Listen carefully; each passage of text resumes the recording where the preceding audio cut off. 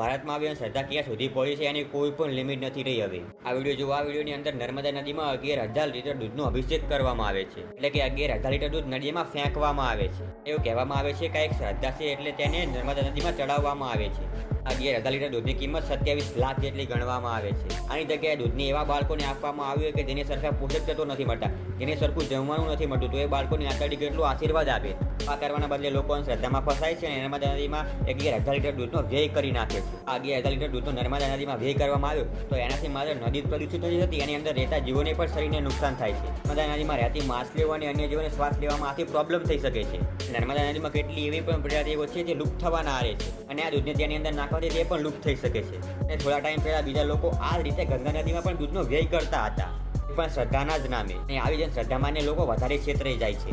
આ વસ્તુ ઇન્ડિયામાં કરવામાં આવી છે એટલે કોઈ પણ વ્યક્તિ કે કોઈ પણ કાર્યવાહી નથી કરવામાં આવી. આ સેમ વસ્તુ એકવાર વિદેશમાં પણ થઈ હતી તો તરત જ તેને ફાઇન ફટકાર દેવામાં આવ્યો હતો. આપણે ઇન્ડિયામાં શું કરવામાં આવ્યું હજુ સુધી